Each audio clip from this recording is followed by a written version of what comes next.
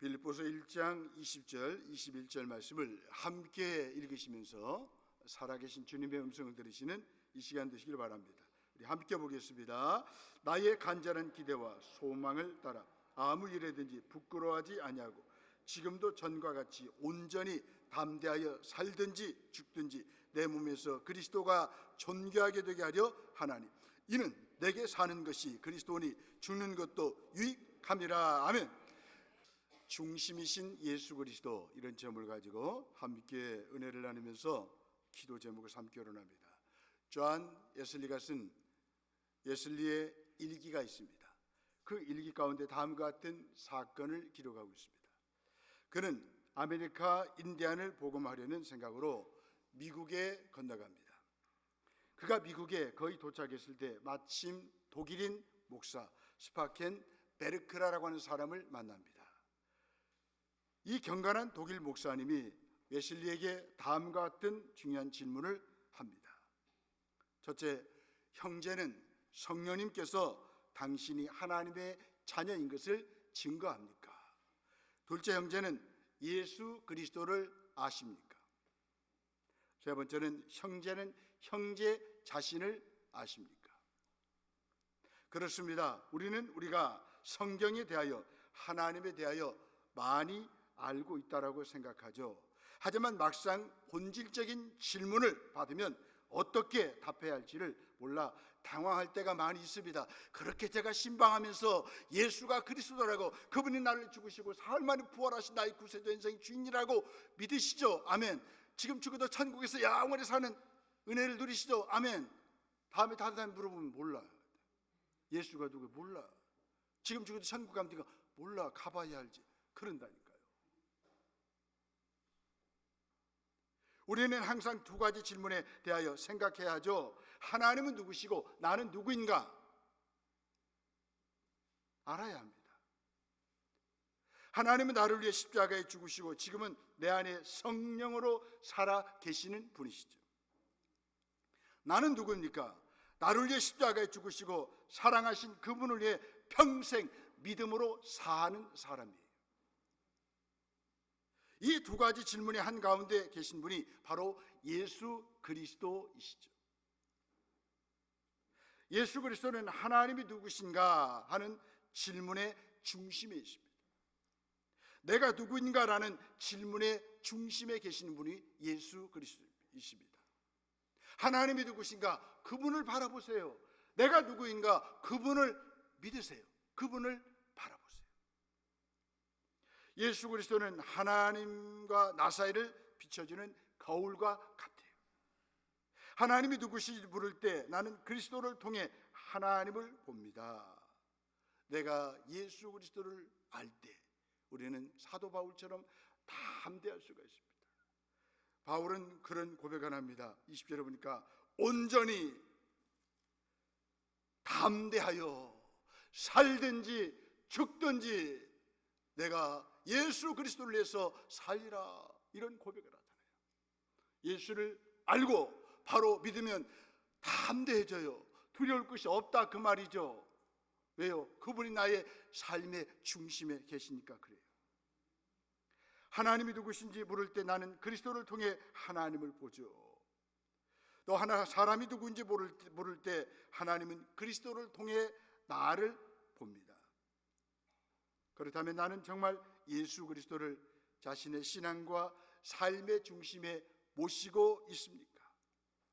예수 그리스도를 신앙과 삶의 중심에 모신 바울의 관심은 살고 죽는 것이 아니라 그리스도가 그를 통해 존귀하게 되는 일이었습니다. 바울은요, 먹고 사는 문제가 아니고 중심에 예수 그리스도가 계시니까 그분을 존귀하게 하는 거예요. 그분을 높여드리는 것이 그의 삶의 목적이었다는 거예요. 오직 그리스도가 전파되는 일을 18절에 보니까 기뻐하고 기뻐했다라고 말씀하고 있습니다.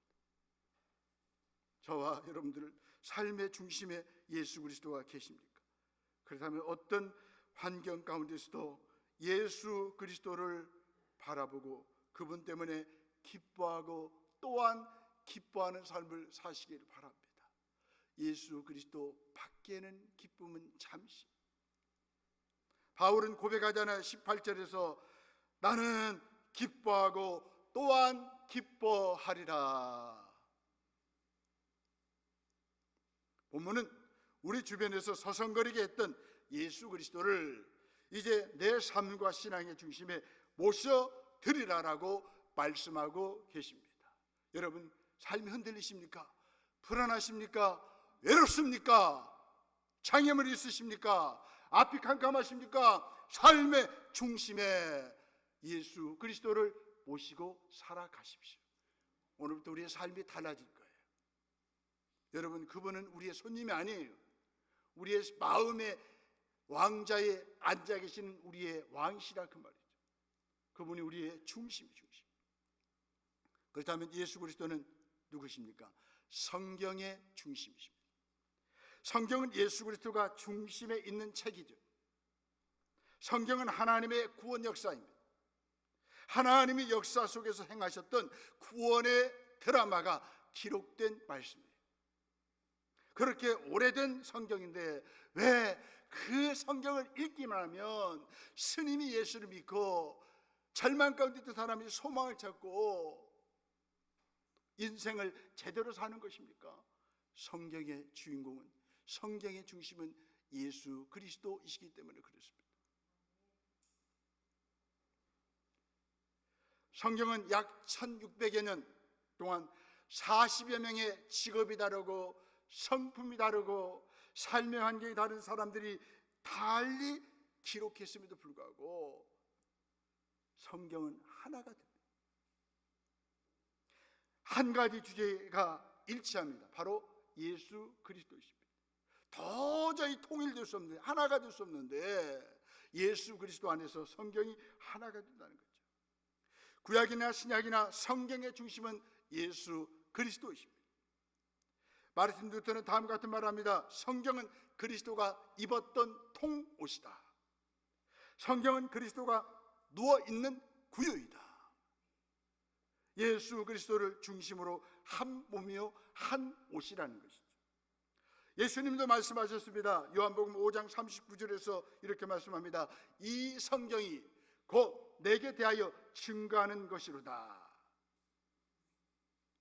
여러분이 잘 아시는 빌리그람 목사님이 왜 세계적인 전도자 부흥사 됐습니까? 왜 그분이 가서 복음을 전하면 능력이 있습니까? 그분이 훌륭했어요? 그분의 웅변술이 뛰어나서요? 아니에요. 그분은 내일 입만 열면 바이블 세, 성경이 말씀하기를 이것만 하시는 거예요. 그러니까 그분의 설교가 능력이 있는 거예요. 여러분 오늘부터 성경만 말씀하세요. 다른 얘기 하지 마세요. 예수 그리스도만을 말씀하세요. 그분이 내 인생을 바꾸어 주셨다고, 나에게 소망을 주셨다라고, 내가 살아갈 이유를 알게 하셨다라고 그렇게 말씀하세요. 신약 성경을 읽으면 성경의 중심이 철저하게 예수님이라는 사실을 우리에게 알려주고 있습니다. 마태복음은 구약의 예고한 메시아가 예수님이라는 것을 말씀하고 있습니다. 마가복음은 예수님이 종으로 오셔서 우리를 구원하셨다라고 말씀하고 있습니다. 누가복음은 예수님이 유대인과 이방인을 모두 포함한 온 인류를 구원할 메시아, 구원자라는 사실을 말씀하고 있습니다. 사도행전은 죽으시고 부활하시고 하늘로 올라가신 하나님의 아들 예수가 성령으로 오셔서 교회를 세우시고 교회를 통하여서 하나님의 나라가 확장되고 어떻게 복음과 선교가 전파됐는가를 말씀하시는 것이 바로 사도행전입니다. 사도행전은 다른 겁니다. 부활하신 주님을 드러냅니다. 죽으신 주님을 드러냅니다. 죽으시고 부활하신 주님을 드러내니까 안진매가 일어나는 거예요. 모든 도시에 기쁨이 충만한 거예요. 요한복음은 예수님이 말씀으로 오신 하나님의 아들이신 것을 강조합니다. 바울이 쓴 모든 편지도 예수 그리스도께 집중합니다.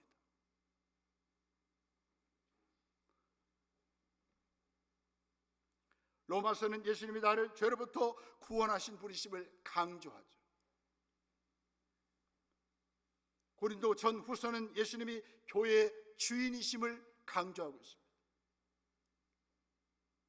갈라디아서는 예수 그리스도 외에는 다른 복음이 없다라고 말씀하고 있습니다. 예수 그리스도는 복음과 구원의 근원이요 은혜와 평강의 원천이심을 강조하고 있습니다. 에베소서, 빌립보서, 골로새서는 감옥에서 기록한 말씀이에요. 예수님의 신앙의 근간이 기쁨의 근원이요 역사의 주인이심을 밝히고 있습니다. 데살로니가전 후서는 예수님이 다시 오심을 말씀하고 있습니다. 요한계시록은 예수님이 지금도 살아 계셔서 모든 세상을 다스리시는 온 우주를 통치하시고 진두지휘하시는 하나님의 아들이신 것을 우리에게 말씀해 주고 있습니다. 여러분, 마태부터 요한계시록까지 주제가 누굽니까? 예수 그리스도예요.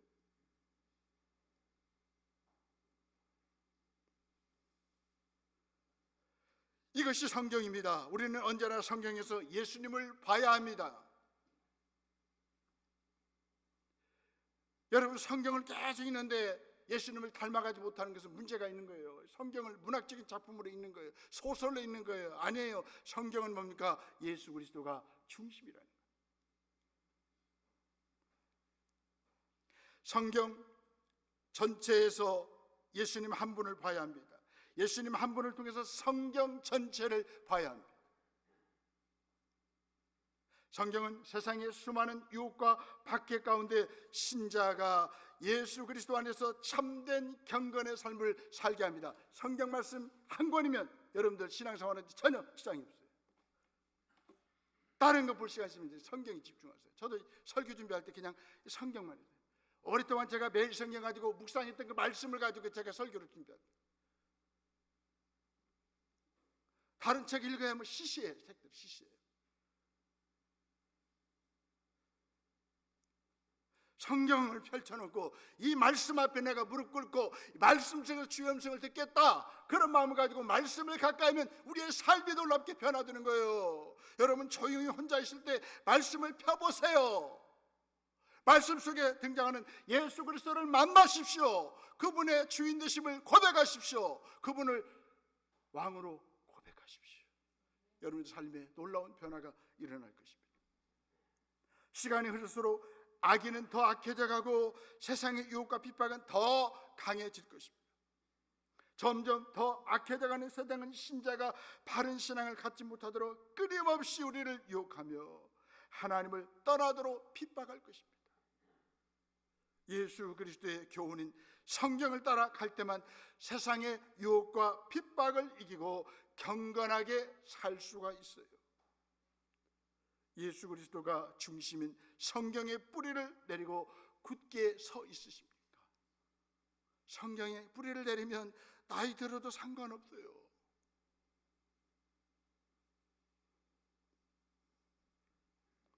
흔들리지 않아요. 아픔 가운데서 더 평안함을 누려요. 큰 위기 가운데 더 안전함을 누려요. 성경을 계속해서 배우고 확신하며 그 말씀에 날마다 거하십시오. 이 성경만이 우리에게 참된 믿음을 갖게 하며 거룩하고 경건한 삶을 살게 합니다. 성경은 예수 그리스도를 믿도록 우리를 이끌어 줍니다. 구원의 완성에 이르도록 저와 여러분들을 안전하게 인도해 줍니다. 성경은 하나님의 말씀이기에 하나님의 사람으로 온전하게 변화시켜주는 능력이 있습니다. 최고의 성경 공부는 교재는 성경입니다.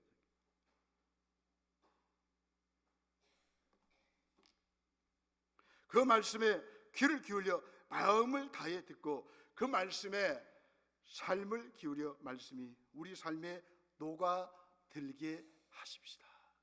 더 나아가서요, 예수 그리스도는 교회의 중심입니다. 성경의 중심인 예수님은 교회도 중심이십니다. 교회 생활의 가장 큰 은혜는 예수님이 교회의 중심이라는 것입니다. 이것이 얼마나 우리에게 위로가 됩니까? 여기서 벗어나면 교회는 세상보다 못할 수가 있습니다. 교회를 세우신 분이 주님 아니십니까? 교회의 주인은 주님 아니십니까? 주님이 교회를 다스리시고 경영하시고 이끌어 가십니다. 우리는 그 주님 앞에 아멘만 하시면 돼요. 왜? 그분이 세우셨으니까. 목사도 날마다 교회 주신 주인이신 주님 앞에 물어봐요. 주님 어떻게 하면 좋겠습니까? 마음의 감동심. 주님이 기뻐하시면 밀고 나가는 거예요. 앞으로 나가는 거예요. 교회에 오면 세 가지를 봐야 합니다. 하나는 위요, 다음은 옆이요, 그 다음에 바뀝니다. 세 가지를 봐요. 위, 옆, 바뀝니다. 무엇보다 위를 먼저 바라봐야죠. 바로 위는 예수 그리스도를 바랍니다. 십자가에서 죽고 부활하시고 지금도 나의 삶의 주인이신 하나님의 아들이신 예수 그리스도를 바라봐야 합니다. 땅 깊게 바라보면 날마다 우울해, 불안해요. 우리 삶이 흔들려요. 그러나 위에 계신 예수 그리스도, 그분을 바라보면 우리의 삶은 안정을 갖게 되는 거예요. 우리의 삶은 늘 신나는 삶을 살게 되는 것입니다.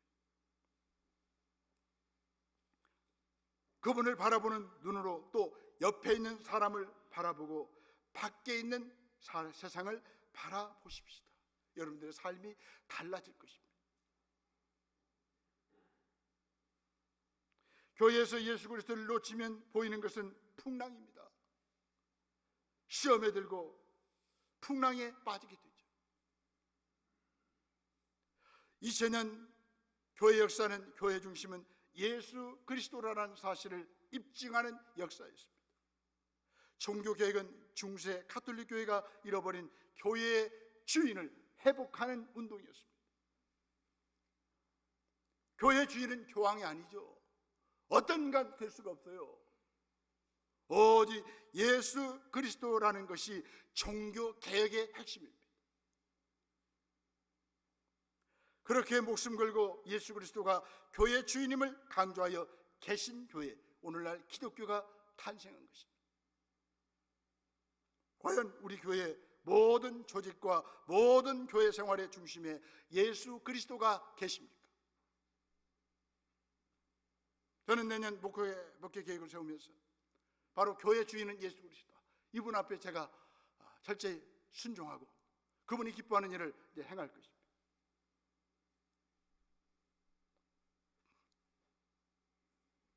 예수님을 내 인생의 주인으로, 교회의 주인으로 고백하면 그것은 노예의 삶이 아니라 기적의 삶입니다. 날마다 그분이 나의 주인이 그것을 고백해 보십시오. 우리의 삶은 기적 같은 삶을 살아가게 될 것입니다. 놀라운 일이 일어날 것입니다. 교회가 살아나야죠. 교회가 일어나야 합니다. 일어나 빛을 발하야 됩니다. 교회가 영적으로 살아나면 나와 내 가정이 행복해집니다. 살아있는 교회는 내게 힘을 줍니다. 교회의 주인 되신 주님을 인정하는 교회는 살아 움직이는 교회예요. 그런 교회에서 신앙생활하면, 은혜 받으면 저와 여러분들이 힘을 얻게 되는 거예요. 구원받은 성도와 교회는 공동 운명체입니다. 우리를 구원하신 주님이 친히 교회의 머리가 되시며 그분께서 우리를 교회에 속하게 하셨습니다. 혹자는 말합니다. 현대교회가 앓고 있는 병 가운데 하나가 JDD라는 병에 걸려 있다라고 말합니다. 이 말은 예수 결핍 장애라는 말이죠. 세상은 예수 그리스도를 좋아하지만 교회는 좋아하지 않습니다. 왜요? 교회가 교회 주인 되신 주님을 드러내지 못하니까 세상 사람들이 비난하는 거예요. 조롱하는 거예요. 교회는 교회만 좋아할 뿐 예수 그리스도를 좋아하지 않습니다. 하지만 예수 그리스도만이 교회의 주인이요 중심입니다. 교회의 모든 조직과 기본, 방향과 정책, 예배, 교육, 선교의 중심에 예수 그리스도가 계십니다. 이분만 드러내세요. 이분을 드러내는 것이 목회고 신앙생활 아니겠습니까? 교회는 성부, 성자, 성령 하나님의 작품이에요. 하나님의 각종 지혜를 드러내는 영적 실체이죠.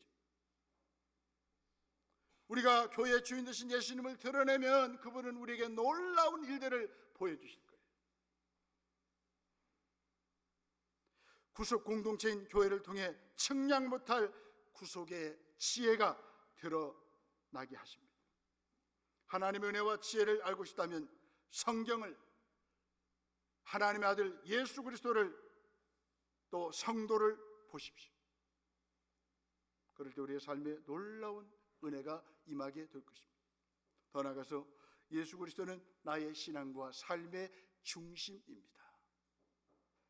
신앙은 살든지 죽든지 내 삶의 모든 부분에 예수 그리스도가 중심이 되게 하는 일이에요. 여러분, 이분이 우리의 삶의 중심이고 우리 신앙의 중심인데 어떻게 그 주님을 우리가 멀리할 수 있겠습니까? 그래서 바울은 고백합니다.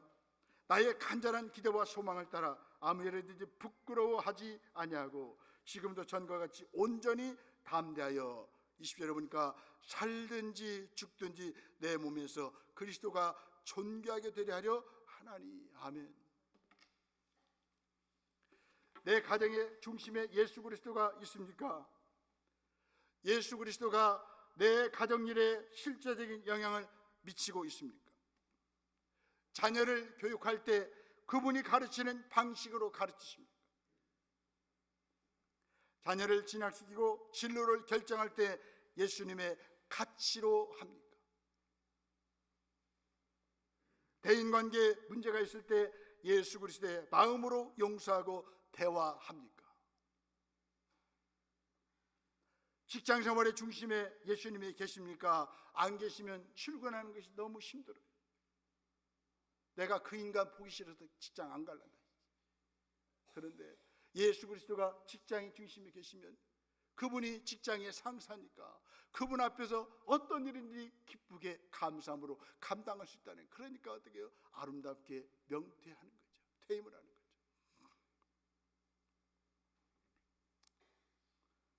요새 학교에서도 날마다 폭력 때문에 시달리고 있죠.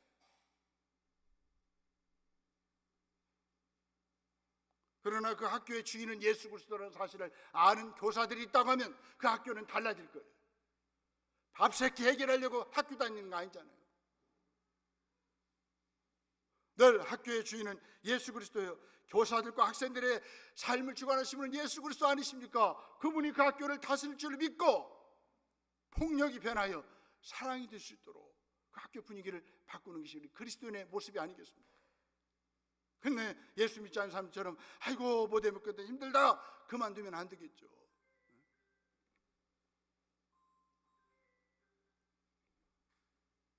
우리는 직장에서 일할 때 예수님처럼 희생적인 마음으로 합니까? 직장 생활의 중심에 예수님이 계셔야 되지 않겠습니까? 인생길 험하고 마음 지칠 때 일도 마음대로 안 되어 거리를 헤맬 그때에도 내가 그리스도와 함께라는 말씀을 붙잡아야 됩니다. 하나님이 꽃길만 걷게 하지 않아요. 때로는 눈길을 걷게 하셔요. 꽃길을 걸었던 눈길을 갔던 평안하던 어렵던 내가 그리스도와 함께 산다는 사실을 잊지 마십시오. 아무 일이든지 살든지 죽든지 이 말씀을 우리는 붙잡아야 합니다. 첫 번째는 그리스도와 함께, 두 번째는 뭡니까? 살든지 죽든지 아무 일이든지 이 말씀을 붙잡고 살아가시면 저와 여러분들의 인생은 달라질 것입니다. 예수 그리스도를 구주로 영접하고 내 안에 성령님이 계심을 믿음으로 고백하면 그때부터 예수님이 내 삶에 실제적으로 아주 세밀하게 개입하기 시작하십니다. 하지만 많은 그리스도인들이 자신의 삶 속에서 예수님의 개입과 간섭을 전혀 경험하지 못하고 산다는 거죠. 내 삶 속으로 예수 그리스도께서 들어오셨다면 그 흔적이 나타나야 됩니다. 그렇지 않다면 내가 예수님을 영접했어도 그분을 단지 손님으로 모시고 내 자아가 주인 노릇하기 때문이죠. 그러나 예수님이 주인이 되어 나에게 명령하시는 위치가 되고 내가 순종하기 시작할 때 인생은 달라질 것입니다. 오늘부터 여러분들의 삶이 달라질 것입니다. 내 마음대로 살지 않고 예수님을 내 신앙과 삶의 중심에 모시면 예수님의 능력이 나타납니다. 빌립보 교회 살림을 도맡아 했던 충성스러운 여인들이 있었습니다. 서로 사이가 좋지 않아 분쟁을 했습니다. 다투었습니다. 그때 빌립보서 4장 2절을 말씀합니다. 주 안에서 같은 마음을 품으라. 무슨 말입니까? 삶의 신앙의 중심이신 예수 그리스도 안에서 같은 마음을 품으라는 거예요. 그러면 하나가 된다는 거예요. 왜 이런 일이 벌어졌을까요? 서로 자기의 충성만이 옳다고 믿고 자기 방식만 선하다라고 고집했기 때문이죠. 그러니까 빌립보 공동체가 위기를 맞이한 거예요. 자기가 모든 일의 중심에 있기 때문에 상대를 용납하거나 양보할 수가 없어요. 그것이 그리스도와 함께 십자가에 못 박히지 않은 나 자아가 펄펄 살아있다는 것이 문제의 이유 아니겠습니까? 우리 삶에 일어나는 대부분의 문제는 우리가 각각 자기 생각에 옳은 대로 살기 때문에 일어납니다. 우리는 언제나 내 마음대로 하려고 합니다. 예수님의 명령을 무시하거나 거절합니다. 우리의 신앙과 삶의 주인 되신 예수 그리스도 어디 계시냐? 언제 내가 가버렸어요. 내가 주인이야, 내가. 그러니까 우리 삶이 엉망입니다. 무질서해. 삶의 중심인 예수 그리스도가 나가버렸으니, 빠져버렸으니 그것이 인생이 온전하겠습니까? 여러분 잘 아시는 마차, 그것도요, 이 축이 빠져버리면 마차가 또 가다가 넘어져버려요. 우리 인생도 마찬가지입니다. 삶의 중심의 축에 예수 그리스도가 계셔야 돼요. 그렇지 않으면 우리 가정생활 온전하지, 직장생활 온전하지 못합니다. 우리 교회 생활이 온전하지 못합니다. 남은 인생살이가 힘들어지는 거예요.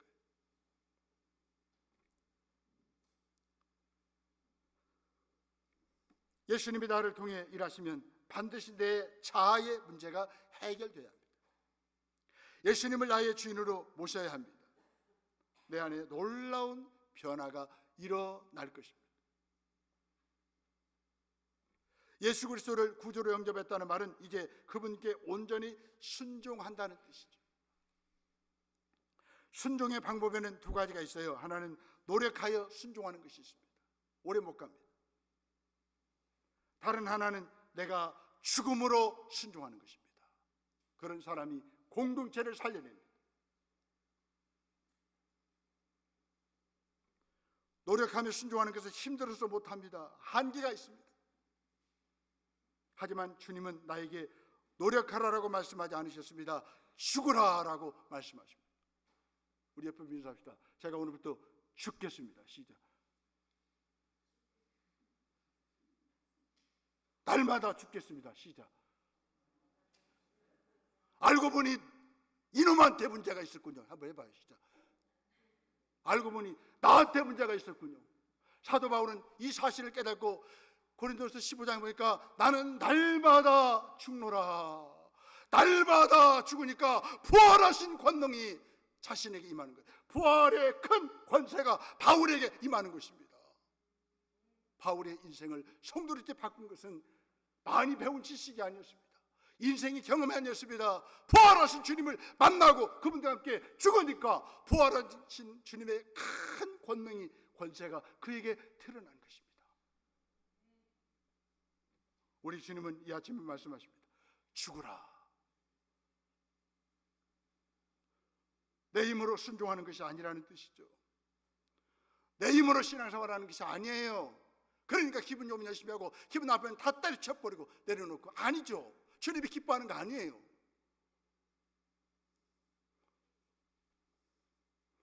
주님이 죽으라면 죽고요, 주님이 하지 말라면 하지 마시고, 가라면 가고요.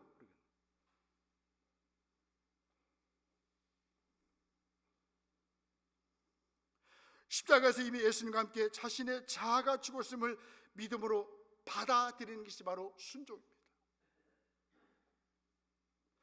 그래서 하나님은 우리에게 말씀하시되 순종이 제사보다 낫다라고 말씀하고 있잖아요. 순종 하나는 예배 안 받겠다는 거, 하나님께서 거절하겠다는 거예요. 날마다 그리스도와 함께 우리가 순종할 때 그 예배를 하나님께서 받으신다는 거 아니겠습니까? 성경의 모든 진리는 믿음으로 취하고 누리는 것입니다. 내가 죽어야 비로소 주님이 일하십니다.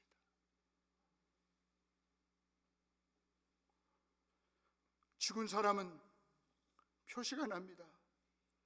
주위의 어떤 자극과 변화에도 반응하지 않는다는 것입니다. 죽음을 믿음으로 받아들일 때 십자가에서 이루신 그것이 내게 실제로 나타납니다. 더 이상 내 안에 믿음도 있기 때문에 미움도 섭섭함도 억울함도 분노도 남아있지 않습니다. 내가 왜 죽었는데요?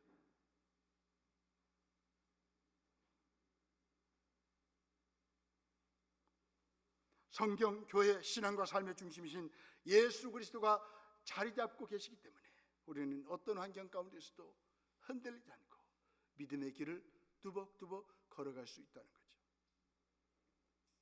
중심이신 예수 그리스도는 소망 없는 인류를 죽음 가운데서 구원하신 구원자이십니다. 예수 그리스도 외에는 구원이 없기 때문에 우리가 그 주님을 믿기로 결단하셨고 끝까지 그 주님을 따르는 거 아니겠습니까? 역사의 주인이시죠. 하나님 나라의 왕 메시아 구원자이십니다. 이러한 예수님의 백성인 것을 나의 정체성으로 삼으십시다. 이 특권과 영광을 삶에서 누리십시다. 더 나아가서 이 기쁨의 좋은 소식을 널리 전하며 사십시다. 아멘. 기도하겠습니다.